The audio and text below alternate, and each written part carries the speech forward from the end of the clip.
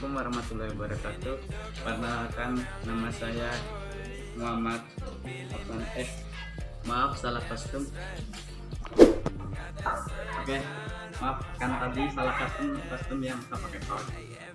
BTW nih, backsoundnya ganti dong, rada arah dikit. Nah, oke, uridu an arifa nafsi ismi Muhammad Afan Buksi anak kipas lijim min mustawa atani di jamiyah di islamiyah kunyati di Wisman Kalijaga wa del kitab uridu an asna anil aflam li itmami al wajib min Ustadz Nasiruddin wa ana sarasulakum satu abwabin min kitabi alfiyah ay fil babil awal ana fi babi sani abadal wa fi babi khalid maf'ulun bi wa fi babi rabi maf'ul mutlaq wa fi babi khamis al ataf. Oke, narjiman ila bahtil awal ay anat. Yang pertama ya, yang tadi kan ada 5 pembahasan. Sekarang kita bahas materi pertama yaitu naat. Naat ialah keadaan kata benda atau kalau dalam bahasa Inggris itu biasanya kita sebutnya adjektif lah. Kalau dalam kitab Alfiyah sendiri, menurut Syekh Imam Ibnu Malik dalam kitabnya yang Alfiyah tadi ya, itu disebutkan fanna'tu tabi'un mutimmu masabak biwasmihi awasmi ma bihi talak, yang artinya naat ialah isim yang mengikuti kata sebelumnya yang fungsinya menyempurnakan kata yang diikutinya, baik kata itu sendiri atau dengan kata yang dihubungkan dengan kata yang dinaatnya. Gampangannya tuh kalau kita perjelas tuh naat tuh dalam bahasa Indonesia adalah kata sifat ya. Contoh, ja'a Zaidul akil, telah datang Zaid sebagai orang yang berakal. Nah, kata al-aqilu ini posisinya sebagai naat atau adjektif. Harokat dan i'robnya mengikuti kata sebelumnya. Kalau Zaidun habis itu al-aqilu, kalau misalkan al-Zaida berarti al-aqilah. Dan juga naat harus menyesuaikan dengan man'utnya dari segala aspeknya.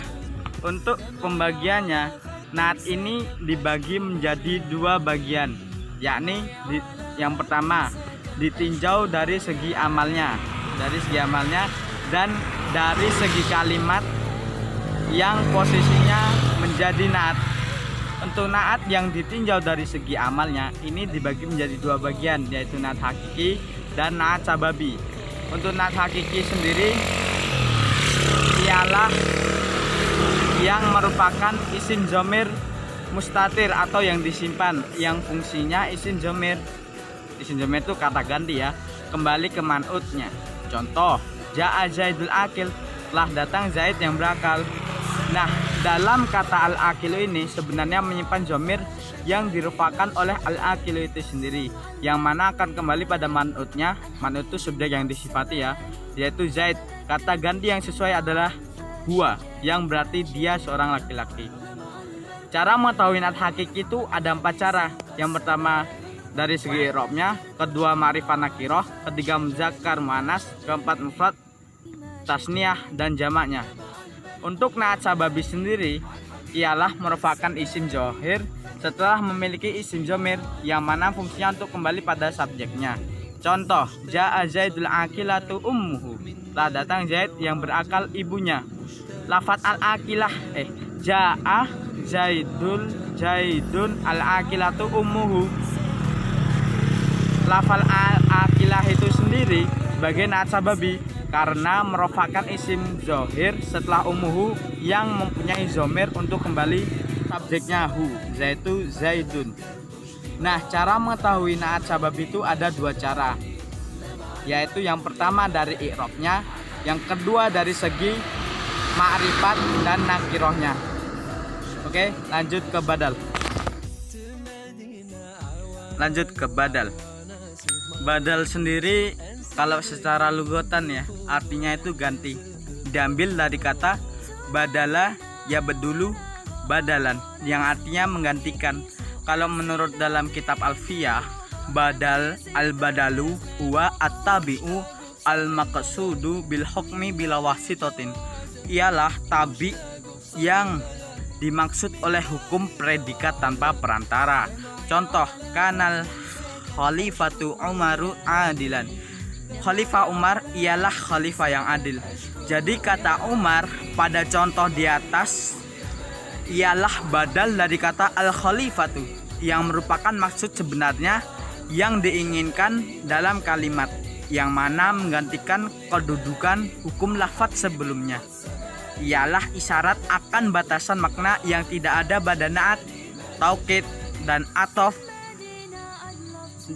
bayan ya, yang masing-masing sebagai pelengkap, penguat, penjelas sebelumnya. Begitu pula yang dari tanpa perantara. Untuk macam-macam badal ada banyak. Yang pertama, badal kul min kul. Kalau dalam syarah bahasa sih badal yang menggantikan secara utuh. Kul min kul, utuh. Contoh, hadarul mukarramu al ustadu. Telah hadir orang yang mulia, itu seorang ustadz. Jadi pada contoh di atas, ustadz menggantikan al mukarram secara utuh, maka disebut badal kul min kul. Yang kedua, badal ba'du min kul. Badal yang menggantikan sebagian saja dari mubdal. Contoh, hadaratul labu ba'dahum. Telah hadir murid-murid sebagiannya. Jadi contoh ba'duhum ini hanya menggantikan sebagian dari sebagian at-talib, at-tulab, sebagian dari murid, bukan semua murid tapi sebagian murid, maka disebut badal ba'du min kul. Kemudian yang ketiga, badal istimal, badal yang menggantikan apa yang terkandung dalam mubdal. Contoh, a'jabani zaidun khuluquhu. Jadi telah membuatku takjub akhlaknya si Zaid. Jadi contoh di atas lafadz khuluquh menggantikan apa yang terkandung dalam si Zaid itu, maka disebut badal istimal. Kemudian yang keempat, badal mubayyin. Mubayyin sendiri dari kata bayyana yubayyin mubayyin, yakni meninggalkan atau memisahkan. Badal ini tidak sesuai dengan mubdal minhunya, yakni bukan sebagian dari mubdal minhu dan tidak tercakup dalam mubdal minhu, karena mubdal minhu bukan tujuan dari sebenarnya. Badal mubayyin ini dibagi menjadi 3 bagian. Yang pertama, badalul ghalti, badal kata ganti karena salah nyebut. Contohnya, ja'at thalibu al ustadu, mahasiswa itu ustadz itu telah datang. Nah, berarti yang dimaksud sebenarnya adalah ustadz, karena thalib itu hanya kayak salah nyebut gitu. Yang kedua, badalul nisyan, yaitu gara-gara lupa. Contoh, safartu ila Jakarta Yogyakarta, saya sudah pergi Jakarta Yogyakarta, jadi lupa. Tapi yang dimaksud sebenarnya adalah Yogyakarta, dan Jakarta itu hanya karena lupa, karena nisyan. Kemudian yang ketiga, badalul itrob, yaitu biasa diterjemahkan bahkan dan juga. Contoh nih, samakanlah man akalna, kami telah makan daging ikan. Nah, jadi kami telah makan daging, bahkan daging ikan gitu. Nah, selanjutnya syarat-syarat badal itu ada 3 ya. Yang pertama, tidak boleh membuat badal tanpa mubdal minhu. Yang kedua, badal harus mengikuti mubdal minhu dalam segi i'rabnya saja. Kemudian ada tambahan, mubdal minhu bukan hanya berupa isim saja, tapi juga bisa berupa fi'il. Oke, lanjut ke maf'ul bih. Maf'ul bih ialah salah satu isim mansub yang difathahkan akhir hurufnya. Kalau dalam kitab Alfiyah disebutnya al-maf'ulu bihi huwal ismul mansubu alladhi waqa alaihi fi'lul fa'il walahu hukmun i'rabi wa huwa nasbu ay annahu daiman mansubun. Al-maf'ulu bih ismun mansubun ya dulu ala ma waqa alaihi fi'lil fa'il wala tatagayyaru ma'ahu suratul fi'l. Artinya maf'ul bih ialah isim mansub yang terletak pada fi'il dan fa'il dan hukum i'rabnya adalah nasab. Dan maf'ul bih adalah isim yang menunjukkan kepada objek. Jadi maf'ul bih adalah benar predikat. Contoh, dorobal ustadu waladan. Ustadz itu telah memukul seorang anak, walad. Jika semuanya fi'ilnya memukul, berarti maf'ul bihnya apa? Benar, dipukul. Jika fi'ilnya menolong, berarti maf'ul bihnya apa? Yang ditolong, benar. Dorobal ustadu waladan, berarti yang ditolong siapa? Dorobal ustadu waladan, berarti yang dipukul siapa? Walad, berarti itu maf'ul bihnya dan mesti nasab. Dan maf'ul bih itu ada dua ya, zahir sama zahir dhamir. Kalau zahir maf'ul bih yang berisi dari isim zahir, bukan kata ganti ya zahir. Kalau dhamir kata ganti. Kalau zahir contohnya daraba zaidun kalban. Zaid memukul anjing. Nah, anjing tersebut bukan dhamir, bukan kata ganti yang kayak wahuma hum yang mana, bukan, tapi dia emang asli gitu. Kalau dhamir yang berisi dari isim dhamir kata ganti itu ada dua lagi. Yang pertama mutasil bersambung. Contohnya tuh yang mutasil tuh yang doroba, doroba, dorobu, dorobat, dorobata, dorobu. Nah, kalau dhamir munfasil terpisah kayak dalam surat Al-Fatihah, iyyaka na'budu wa iyyaka nasta'in. Benar.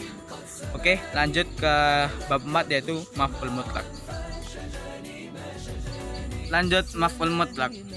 Dalam kitab Alfiyah sendiri maf'ul mutlak ialah al-maf'ulul mutlak huwal masdaru al mansubu al muwafiqu lil fi'li fi lafdhihi wa yaji'u ba'dal fi'li li ta'kidihi aw li bayani nau'ihi aw adadihi. Li ta'kidi aw li bayani nau'ihi aw adadihi. Maf'ul mutlak ialah masdar mansub yang lafadznya sesuai dengan fi'ilnya. Dia diletakkan setelah fi'il untuk tujuan taukid, memperjelas yang tadi ya. Nah, taukid, adat, nau atau adat jenis atau jumlahnya. Contohnya nih, doroba Khalidun Zaidan dorban. Itu yang litakid ya. Khalid memukul Zaid dengan pukulan sebenarnya. Maksudnya dia benar-benar mukul gitu. Bentuknya masdar. Doroba Khalidun Zaidan dorban. Lafadznya sesuai dengan fiilnya. Doroba. Tujuannya apa? Untuk mempertegas. Kemudian pembagian fungsi maf'ul mutlak. Ibnu Malik berkata, tauqidan au nu'an yubinu au adat. Kasir tu sayrotaini sayrodi rosat. Nah, itu. Untuk memperjelas fi'il ayyakuna litakid. Tadi kan pembagiannya ya. Nah, itu untuk balas fi'il. Fungsi pertama untuk mempertegas perbuatan yang dilakukan. Kemudian yang kedua untuk memperjelas jenis atau macam.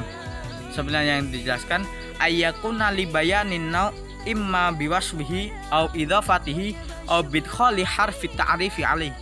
Fungsi ini ialah memperjelas jenis baik dengan disifati, diidhafahkan atau dimasuki lam ta'rif. Contoh memperjelas dengan disifati. Daraba Khalidun Zaidan darban syadidan. Jadi darban di sini maf'ul mutlak mansub wa mausuf. Khalid memukul Zaid dengan pukulan keras. Contoh memperjelas dengan diidhafahkan sara Khalidun sayra Zaidin. Syair maf'ulun mutlak mansubun wa mudhaf. Jadi dia kedudukannya maf'ul mutlak mansub juga mudhaf. Khalid berjalan seperti berjalannya Zaid. Contoh memperjelas dengan memasuki lam ta'rif. Daraba Khalidun Zaidad darba. Ad-darb maf'ul mutlak mansub wa dukhulu harf at-ta'rif wa alaih. Kemudian yang fungsi ya, ini lanjut fungsi untuk memperjelas jumlah bilangannya. Ayyakuna libayanil adat. Fungsi ini untuk memperjelas jumlah bilangan. Contoh, daraba Khalidun Zaidan darbatan. Khalid mukul Zaid satu kali pukulan. Doroba Khalidun Zaidan dorbatani. Khalid mukul Zaid beberapa kali pukulan. Maf'ul mutlak ada 3. Yang pertama wajib dibaca nasab. Contoh adiman isra'an musri'an ra'ait. Yang kedua wajib jatuh setelah amilnya jika untuk menguatkan. Yang ketiga amil maf'ul mutlak boleh dibuang jika maf'ul mutlak menjelaskan jenis atau bilangnya dan qarinah yang menunjukkan amil tersebut. Contohnya hasanan istihadan. Kata hasanan istihadan ialah jawaban dari pertanyaan ijtihad kaifa. Oke, lanjut. Terakhir yaitu atof. Apa? Nah, benar, atof. Atof secara bahasa artinya mengikuti atau bisa diartikan sebagai kata hukum. Nah, di sini saya akan menjelaskan tentang huruf-huruf atof. Apa itu huruf-huruf atof? Huruf-huruf atof ialah huruf-huruf yang ada di atof, yaitu untuk menggabungkan satu isim dengan isim yang lain, satu fiil dengan fiil yang lain dalam segi i'rabnya. Nah, kalau huruf atof sendiri ada 10, yakni wawu, fa, au, am, hatta, thumma, bal, lakin, la, imma. Pembagian atof. Jadi pembagian atof itu ada 2 bagian ya. Yang pertama atof bayan dan atof nasab.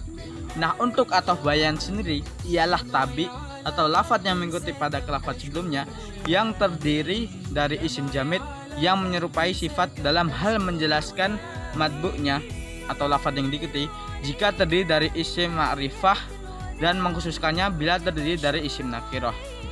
Atof nasak sendiri ialah tabi lafadz atau lafadz yang mengikuti pada matbu'nya atau lafadz yang diikuti dalam i'rabnya yang antara tabi dan matbu'nya terpisah atau ditengah-tengahi oleh salah satu dari 10 huruf atof tadi. Dan ini ia harus mengikuti mubayyannya dalam 4 hal dari 10 segi. Seperti halnya nan hakiki mengikuti matbu'nya, yaitu dalam segi i'rabnya rofa, nasab atau jar. Dalam segi nakiroh seperti ini, seperti naatnya yang tadi, atau ma'rifatnya. Yang ketiga dalam segi mufrad, tasniyah dan jamaknya. Yang keempat dalam segi muzakkar dan muannas. Kemudian atof nasak ini hurufnya am, hatta, fa, summa, waw, dan au. Kesemuanya itu berfungsi untuk menggabungkan maktuf lafadz yang diatofkan yang jatuh setelah huruf atof pada maktuf alaih, lafadz yang diatofkan yang jatuh sebelum huruf atof secara mutlak, yakni baik dalam segi lafadz maupun dalam segi hukumnya. Oke, terima kasih karena sampai detik ini masih menyaksikan video ini. Semoga semua mendapatkan ilmu yang telah saya paparkan kepada kalian semuanya. Sekiranya ada salah, mohon dimaafkan, atau kekurangan atau suara bising-bising atau suara yang kurang jelas atau penampilan yang tidak tersupan, saya mohon maaf sebesar-besarnya. Terima kasih karena masih tetap menonton ini. Saya memasang kunci. Kalau ada salah, saya mohon maaf. Oke, terima kasih. Wassalamualaikum warahmatullahi wabarakatuh.